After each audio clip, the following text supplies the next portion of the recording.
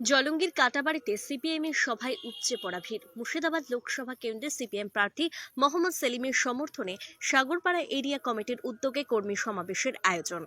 বুধবার বিকেলে সাগরপাড়ার কাটাবাড়ি বাজার এলাকায় হয় এই কর্মী সভা। সাগরপাড়া থানা এলাকার 5 অঞ্চলের কংগ্রেস ও সিপিএমের হাজার হাজার কর্মী সমর্থকরা হাতে দলীয় পতাকা নিয়ে এই কর্মী সভায় যোগদান করেছিল।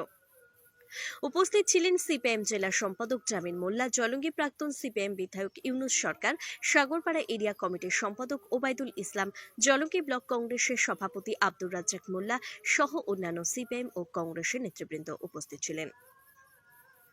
এদিন সাগরপাড়া এরিয়া কমিটির 5টি অঞ্চলের কর্মী সমর্থকরা এই সভায় উপস্থিত ছিলেন।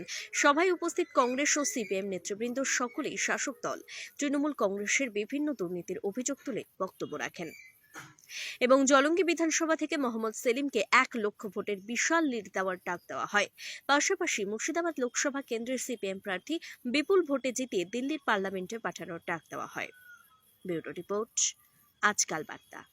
কেন এই উচ্ছ্বাস? সেটা হচ্ছে যে এই রাজ্যের তৃণমূল কংগ্রেস তাকে হটাতে হবে এবং কেন্দ্র থেকে বিজেপিকে হটাতে হবে।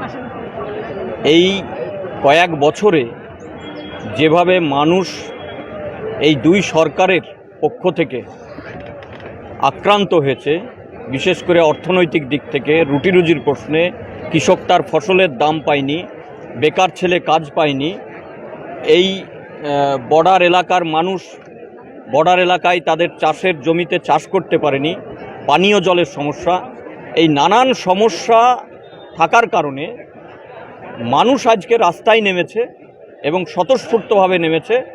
এই কেন্দ্রে থেকে বিপদ যে আছে বিজেপি, আর রাজ্যে হচ্ছে আপদ তৃণমূল। এই বিপদ আর আপদ এই দুটোকে হটাতে হবে, এই জন্যভাবে নেমেছে।